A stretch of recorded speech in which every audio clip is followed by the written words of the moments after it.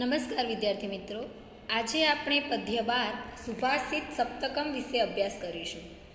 સુભાષિત એટલે સુંદર ઉક્તિ અથવા બોધવચન, સારા સુવાક્ય જેવું કહી શકીએ એવા સુવાક્ય અને એમાંથી આપણને મળતો બોધ. સંસ્કૃતના સુભાષિતોની અનેક વિશેષતાઓ છે. તે એક આ સુભાષિતો ગાગરમાં સાગર ભરી દેતા લઘુપદ્યો હોય છે, તેથી જનજનના કંઠે ગવાતા રહી સતત વહેતા રહે છે અને વ્યક્તિને જીવનનું ભાથું પૂરું પાડે છે. બીજું કે સંસ્કૃત સુભાષિતો વૈશ્વિક ભાવનાના પોષક અને તોષક છે તથા સાથે સાથે ભારતીય સંસ્કૃતિના ઉદાત્ત વિચારોના અને સંસ્કારોના પ્રવાહક પણ છે. આપણા પૂર્વજ વિદ્વાનોએ પોતાની દીર્ઘ દ્રષ્ટિથી તે વખતે જે જીવન મૂલ્યોની પ્રાપ્તિ કરી હતી તેને આગામી પેઢી સુધી પહોંચાડવા માટે આ સુભાષિતોની રચના કરી છે અને તે પ્રજામાં સુપ્રસિદ્ધ થયા છે. પ્રાચીન સમયના આ સુભાષિતો આજે પણ તેટલા જ પ્રસ્તુત છે. આજે પણ તે કોઈ પણ જાતના ભેદભાવ વગર દરેક માણસને આદર્શ અને આનંદપ્રદ જીવન જીવવાનો માર્ગ કંડારી આપે છે.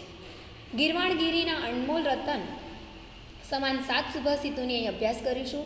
સાથે સાથે આ સુભાષિતો દ્વારા જે બોધ મળે છે તેને પોતાના જીવનની નિષ્ઠાપૂર્વક ઉતારવાનો શુભ સંકલ્પ પણ કરીશું.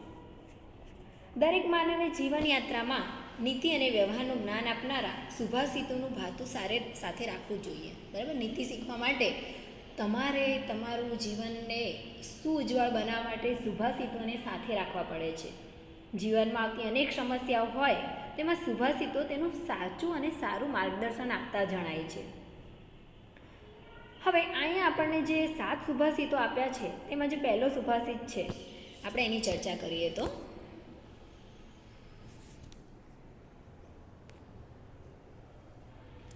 શનૈ પંથાહા. પંથાહા એટલે માર્ગ અને શનૈ એટલે ધીરે ધીરે. ધીરે ધીરે માર્ગ કાપવો. કંથાહા. કંથાહા એટલે ગોદડી બનાવી. ધીરે ધીરે ગોદડી બનાવી. શનૈ પર્વત લંઘમ. ધીરે ધીરે પર્વત ઓળંગવો. શનૈ વિદ્યા. ધીરે ધીરે વિદ્યા પ્રાપ્ત કરવી. શનૈ વિત્તમ. ધીરે ધીરે ધન કમાવવું. પંચેતાની શનૈ શનૈ. આ 5 બાબતો ધીમે ધીમે કરવી જોઈએ. હવે આ શ્લોક આપણે અર્થ વિસ્તાર તરીકે પણ તૈયાર કરવાનો છે. તો પ્રસ્તુત સુભાષિતમાં માર્ગ કાપવાની, ગોદડી સીવવાની, પર્વત ઓળંગવાની, વિદ્યા પ્રાપ્ત કરવાની તેમજ ધન કમાવાની જે 5 ક્રિયાઓ છે તે ધીમે ધીમે કરવી જોઈએ એમ કહ્યું છે. માર્ગ કાપવામાં ઉતાવળ કરવામાં આવે તો અકસ્માત થઈ શકે છે. બરાબર, અકસ્માતનું જોખમ રહી શકે છે, એટલે ધીમે ધીમે માર્ગ કાપવો. ગોદડી બનાવવી હોય તો પણ ધીરજ રાખવી પડે છે. પર્વત ઓળંગતી વખતે ખૂબ સાવચેતી રાખવાની હોય છે, કેમ કે એમાં જીવનું જોખમ હોઈ શકે છે, એટલા માટે એ પણ ધીરે ધીરે કરવું. વિદ્યા ધીમે ધીમે ગ્રહણ કરવી. ધીરે ધીરે ગ્રહણ કરેલી જે વિદ્યા છે એ લાંબા સમય સુધી ટકી રહેતી જણાય છે. અને ધન ઉતાવળે કમાવું નહીં, ધન પણ ધીરે ધીરે કમાવું. સાદાઈથી અને ઈમાનદારીથી ધીમે ધીમે કમાયેલું જે ધન છે એ તમારે લાંબા સમય સુધી ટકે છે, તમને મદદરૂપ બને છે. ઝડપથી ધનવાન બનવાની લાલચમાં તમારો નાશ પણ થઈ શકે છે, એટલે ધન પણ ધીરે ધીરે કમાવવું. એટલે આ બધી બાબત ધીમે ધીમે કરવાથી જ સિદ્ધ થાય છે. એના માટે એક કહેવત પણ છે કે ઉતાવળા સો બાવરા, ધીરા સો ગંભીર. ઉતાવળ જે કરે છે એ બાવરા એટલે પાગલ જેવું કામ કરે છે અને ધીરા સો ગંભીર, ગંભીર માણસો શાંતિથી અને ધીરેથી કાર્ય કરે છે. બરાબર, એટલે આપણે ધૈર્યપૂર્વક ધીમે ધીમે કાર્ય કરવું જોઈએ, તો જ આપણને સફળતા પ્રાપ્ત થશે. ભાષાંતર જોઈએ તો ધીરે ધીરે માર્ગ કાપવો, ધીરે ધીરે ગોદડી બનાવી, ધીરે ધીરે પર્વત ઓળંગવો, વિદ્યા ધીરે ધીરે પ્રાપ્ત કરવી, ધન ધીરે ધીરે પ્રાપ્ત કરવું. આ 5 બાબતો ધીરે ધીરે કરવી જોઈએ. બીજો શ્લોક જોઈએ તો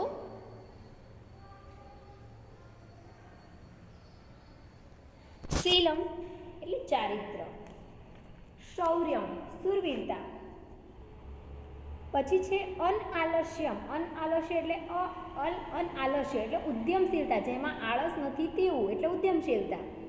પાંડિત્યમ પંડિતાઈ, મિત્ર સંગ્રહ સારા મિત્રોનો સંગ્રહ. અચૌરહરણ્યાની ચોર ચોરી ન કરી શકે તેવી. આ 5 બાબતો પંચોત્યા. આ 5 બાબતો અક્ષયો નિધિ. અવિનાશી ખજાનો છે. કઈ 5 બાબતો અવિનાશી ખજાનો છે? તો સારું ચારિત્ર, સુરવીરતા, ઉદ્યમશીલતા, પંડિતાઈ અને સારા મિત્રનો સંગ્રહ. આ વસ્તુ કેવી છે? કોઈ ચોર એને ચોરી શકતો નથી. તમારી પાસે ગમે તેટલી ધન દોલત છે તો એને ચોર ચોરી કરીને લઈ જઈ શકે છે, પણ આ 5 બાબતો, આ અક્ષયનિધિ ખજાનો એવો છે કે જેને ચોર પણ ચોરી શકવાનો નથી. બરાબર? એટલે આજે 5 બાબતો કીધી. તમને ગુજરાતીમાં જ્યારે પ્રશ્ન પૂછવામાં આવશે ત્યારે પણ તમને પૂછશે, બરાબર, કે કઈ 5 બાબતોને ચોર ચોરી કરી શકતો નથી? તો સારું ચરિત્ર, સુરવીરતા, ઉદ્યમશીલતા, પંડિતાઈ અને મિત્રોનો સંગ્રહ. આ 5 બાબતો જે છે એને ચોર ચોરી કરી શકતો નથી અને એ જ સાચો ખજાનો છે. ભાષાંતર જોઈએ તો શીલમ સારું ચારિત્ર, સુરવીરતા, ઉદ્યમશીલતા, પંડિતાઈ, સારા મિત્રનો સંગ્રહ. ચોર ચોરી ન કરી શકે તેવી આ 5 બાબતો સાચો ખજાનો છે. બરાબર? પછીનો શ્લોક જોઈએ તો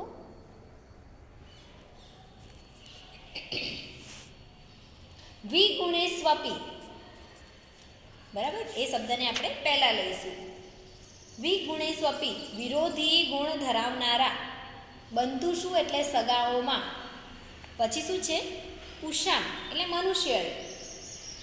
બરાબર? વિરોધી સગાઓમાં મનુષ્ય માટે સંહતિ એટલે સંગઠન કે એકતા, શ્રેયસી એટલે કલ્યાણકારી છે. વિરોધી ગુણોવાળા સગાઓમાં મનુષ્ય માટે સંગઠન જ કલ્યાણકારી છે. તુષૈરપી પરિભ્રષ્ટા, કુશકાઓથી છૂટા પડેલા, ફોતરાઓમાંથી છૂટા પડેલા. તંડુલાહા એટલે ચોખાના દાણા.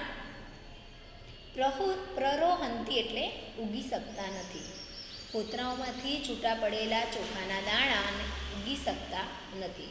બરાબર? અહીંયા એકતાનું મહત્ત્વ બતાવેલું છે. આપણે આના પહેલાં પણ જ્યારે 7મું ગદ્ય ભણ્યા હતા, સંહતિ, કાર્ય, સાધિકા, ત્યારે પણ સંગઠન વિશેની ચર્ચા કરેલી છે. એટલે તમે અર્થ વિસ્તાર તરીકે પૂછાય તો એમાંથી પણ તમે તમારી રીતે લખી શકો છો. હવે વિરોધી ગુણવાળા સગાઓ હોય. આપણા કુટુંબમાં બધાના સ્વભાવ એક સરખા હોતા નથી. બધા વિરોધી સ્વભાવવાળા, એકબીજાથી અલગ ગુણો ધરાવતા હોય, છતાં પણ એકતા હોય ને એ પરિવાર સુખેથી જીવતું હોય છે. અને બીજું તમને ઉદાહરણ આપ્યું છે કે ડાંગરમાંથી જ્યારે ફોતરા છૂટા પડી ગયા હોય, એવા ચોખાના દાણા જો તમે વાવો ને તો એ દાણા ઉગી શકતા નથી. એટલે એકલો માણસ ક્યારેય પણ કોઈ પણ યુદ્ધ જીતી શકતો નથી. એને સંગઠનની અનિવાર્ય જરૂર પડે જ છે. બરાબર? એટલે શું કહે છે? આપણે ભાષાંતર જોઈએ તો વિરોધી ગુણવાળા સગાઓમાં મનુષ્યએ એકતા વડે કલ્યાણ પ્રાપ્ત કરે છે. ફોતરાઓમાં તૃષૈહી શબ્દ એટલે ફોતરા.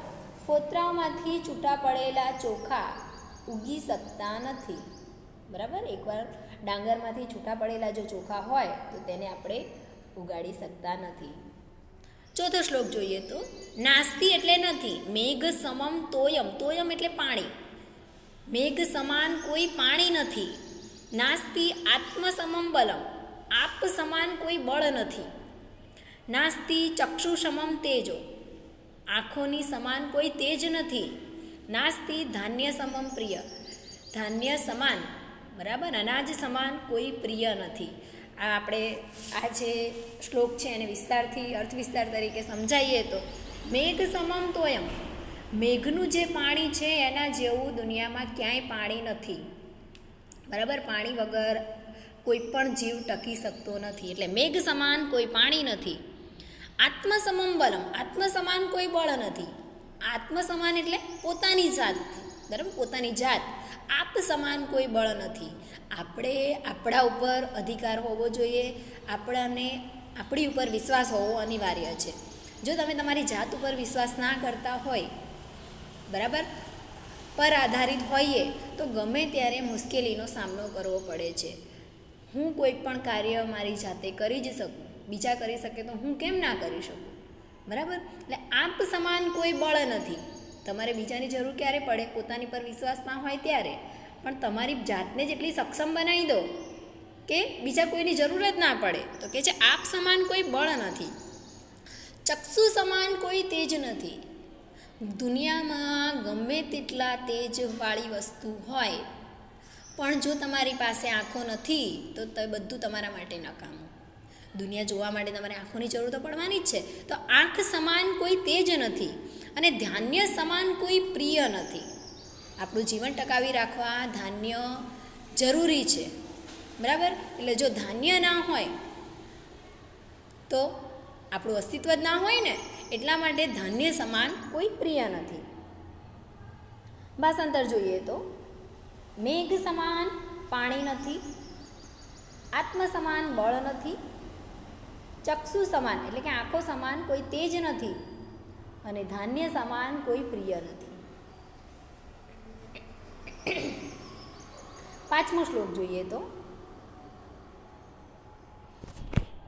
સત્યમ તપો જ્ઞાનમ અહિંસા. જો જ્ઞાનમ પછી મ શબ્દ હલંત કરીને પાછળ અ શબ્દ આવે ને એટલે અહિંસતા ચ વિદ્યત પ્રણા સુશીલતામ એતાનિદો વિદ્ય દદાતિ સ વિદ્વાન ન હોક પક્ષો વિહગ પ્રયાતિ. સત્ય, તપ, જ્ઞાન, અહિંસા, પછી વિદ્વત પ્રણામ એટલે વિદ્વાનોને પ્રણામ અને સુશીલતા એટલે સારું ચરિત્ર. એતાનીયો વિદ્યતાની આ બધું જે કરે છે, વિદ્યતાની એટલે કરે છે, સ વિદ્વાન તે વિદ્વાન છે. હોક પક્ષો એક પાંખવાળું, હોક પક્ષો એટલે હ એક પક્ષો એક પાંખવાળું, વિહગ એટલે પક્ષી, પ્રયાતિ ન ઉડી શકતું નથી. પ્રયાતિ એટલે ઉડવું, ઉડી શકતું નથી.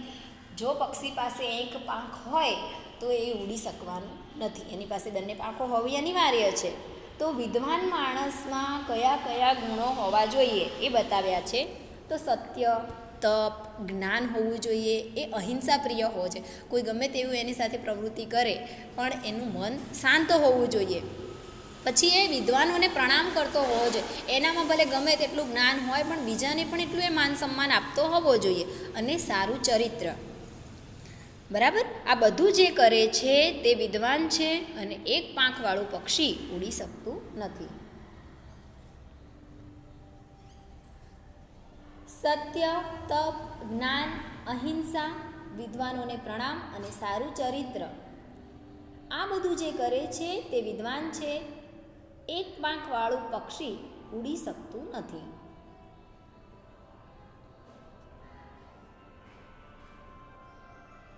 છઠ્ઠો શ્લોક જોઈએ તો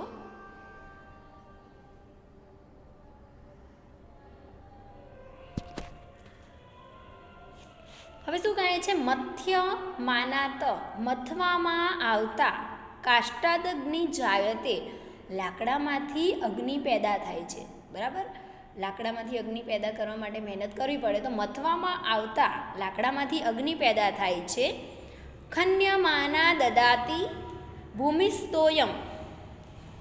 ખન્યમાના એટલે ખોદવામાં આવતા, ભૂમિસ જમીનમાંથી, તોયમ, તોયમ શબ્દ પરિવાર આવ્યો, તોયમ એટલે પાણી, પાણી દદાતી એટલે આપે છે. ખોદવામાં આવતી ધરતીમાંથી, ખોદવામાં આવતી ધરતી પાણી આપે છે. ધરતીને ખોદવામાં આવે તો એ પણ આપણને પાણી આપે છે.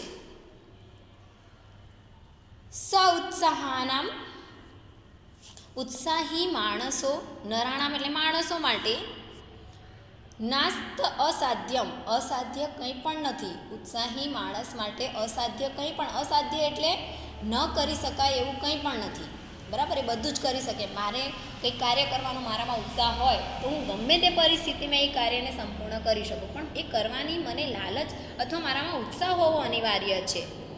માર્ગ રબ્ધાહા,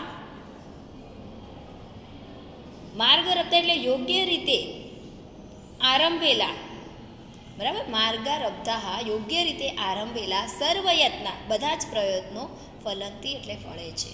તમે યોગ્ય રીતે જો કોઈ કાર્ય માટે કાર્ય કરવા માટેનું બીડું ઉપાડો તે ચોક્કસપણે તમને સફળતા આપે છે. યોગ્ય રીતે આરંભેલા બધા જ પ્રયત્નો સફળતા આપે છે અથવા ફળ પ્રાપ્ત કરે છે અથવા ફળે છે. ભાષાંતર જોઈએ તો મથવામાં આવતા લાકડામાંથી અગ્નિ પેદા થાય છે. ખોદવામાં આવતા ધરતી પાણી આપે છે. ઉત્સાહી માણસો માટે કંઈ પણ અસાધ્ય નથી. યોગ્ય રીતે આરંભેલા બધા જ પ્રયત્નો ફળે છે. બરાબર. હવે છેલ્લો શ્લોક. હવે આમાં શું કરવાનું છે તમારે? જે ચોથું છેલ્લો જે લીટી છે ને એને પહેલાં અનુવાદ કરવાનું રહેશે, તો તમારે અનુવાદ એકદમ સરળ થઈ પડશે. સત્પુત્ર એષઃ, સત્પુત્ર કુલ સમગ્નિ કુળરૂપી ભવનમાં કો અપી, કોઈ દીપઃ દીપક છે. સત્પુત્ર કુળરૂપી ભવનમાં દીપક છે, કુળને ઉજાળે છે. સારો પુત્ર, સારા લક્ષણોવાળો જો કોઈ પુત્ર હોય ને તો એના કુળનું નામ રોશન કરે છે. તમે આજે ભણી ગણી અને કંઈક સારું પદવી પ્રાપ્ત કરી તો તમારા આખા કુળમાં એનું નામ થઈ જાય અને તમારું કુળ એના નામે ઓળખાય છે. બરાબર. એટલે શું કહે છે? સત્પુત્ર કુળરૂપી ભવનમાં દીપક છે. પાત્રમ ન તાપયતિ, પાત્ર, હવે પહેલી લીટીનો અનુવાદ કરશું. પાત્રને, બરાબર. પછી હવે આપણે જો શું કરવાનું છે, જે સત્પુત્રની વાત કરીને એને આપણે કૌંસમાં લખવાનું રહેશે કે ભાઈ ચલો સત્પુત્ર છે, કુળરૂપી ભવનનો કોઈ દીવો છે. પછી કૌંસમાં શું લખવાનું? તે સત્પુત્ર રૂપી દીવો. હવે એ શું કરતો નથી? તો પાત્રમ ન તાપયતિ, પાત્રને ગરમ કરતો નથી. પાત્ર એટલે વાસણ, વાસણને ગરમ કરતો, દીવાથી વાસણ ગરમ ના થાય તો કહે છે વાસણને ગરમ કરતો નથી. મેષમ નૈવ પ્રસૂતે, મેષને ઉત્પન્ન કરતો નથી. પછી સ્નેહમ ન સહર્તિ, સ્નેહને ખતમ કરતો નથી. નૈવ ગુણાન્વેક્ષિતો, ગુણોનો નાશ કરતો નથી. દ્રવ્ય વશાને સમયે, દ્રવ્યનો નાશ કરતો નથી. દ્રવ્ય વશાન સમયે, દ્રવ્યના નાશ થતાં ચલતા ન, ચલિત થતો નથી. બરાબર. ચલતા ન ધત્તે, દ્રવ્યનો નાશ થતાં પણ એ ચલિત થતો. દ્રવ્ય એટલે સુખ સુવિધાની જે તે વસ્તુ કે ધન દોલત હોય એ બધું નાશ થતાં પણ એ ચલિત થતો નથી. માણસ પાસે જ્યારે કંઈ પણ વસ્તુ ના રહે તો પોતાની માનસિકતા ગુમાવતો હોય, પોતે ચીડિયો થઈ જતો હોય, પણ જે માણસ સજ્જન છે, જે સારા વ્યવહારવાળો છે, એના પર ગમે તેટલી મુશ્કેલીઓ આવે પણ એ પોતાના ધૈર્યને છોડતો નથી. બરાબર. તો શું કહે છે? સત્પુત્ર કુળરૂપી ભવનનો કોઈ દીપક છે, તે પાત્રમ ન તાપયતિ, બરાબર. પાત્રને, વાસણને ગરમ કરતો નથી. પાત્રને ગરમ કરતો નથી એટલે કુટુંબમાં કોઈ દિવસ કોઈ મુશ્કેલી આવવા દેતો નથી. મલમ પ્રસૂતે નૈવ, બરાબર. એટલે શું કહે છે? મેષને ઉત્પન્ન કરતો નથી. એના કુટુંબ પર કોઈ પણ જાતનું કલંક લાગે એવું એ કાર્ય કરતો નથી. સ્નેહમ ન સહર્તિ, સ્નેહને ખતમ થવા દેતો નથી. એ હંમેશા એના કુટુંબમાં સુખ રહ્યા કરે એની ચિંતા કરતો હોય છે, એટલે સ્નેહને ખતમ થવા દેતો નથી. ગુણાન અક્ષીણો અતિ, ગુણોનો ક્ષીણ થવા દેતો નથી, ગુણોનો નાશ થવા દેતો નથી. દ્રવ્ય નાશ થતાં પણ તે ચલિત થતો નથી. અનુવાદ જોઈએ તો સત્પુત્ર એવો કુળરૂપી ભવનનો કોઈ દીપક છે. પછી કૌંસમાં શું લખશું?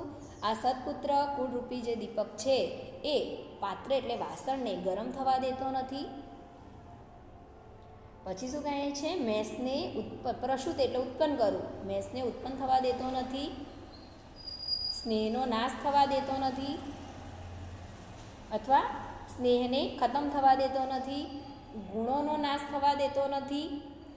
દ્રવ્યો નાશ થવા છતાં પણ ચલિત થતો નથી. એટલે આ જે શ્લોકો છે એ તમારે અર્થ વિસ્તારની દ્રષ્ટિએ સમજાવવાના થાય તો પહેલાં શું કરશો? પહેલાં તમે લક્ષણ અનુવાદ બાંધશો, બરાબર. પહેલાં અનુવાદ લખીશો એટલે એનો 1 માર્ક મળે. પછી શું કરવાનું છે? જ્યારે અનુવાદ પૂછવામાં આવે તો માત્ર અનુવાદ જ લખવાનું છે, જે 4 લીટીનો અનુવાદ પૂછાય તો. અને અર્થ વિસ્તાર પૂછાય તો પહેલાં અનુવાદ, પછી એનું લક્ષણ બાંધવા માટે એને વિસ્તારથી તમે જે સમજ્યા છો એ તમારી ભાષામાં લખવાનું રહેશે. ખ્યાલ આવી ગયો? એટલે આ સુભાષિતો સપ્તકમમાંથી જે મોટે ભાગે તો અર્થ વિસ્તાર તરીકે જ પૂછાય છે, એટલે તમે તમારી રીતે જે સમજ્યા છો અથવા વધારે કંઈક એના ઉદાહરણ પણ ટાંકી શકો છો, જેથી કરી અને તમને વધારે માર્ક પ્રાપ્ત કરી શકો. આભાર.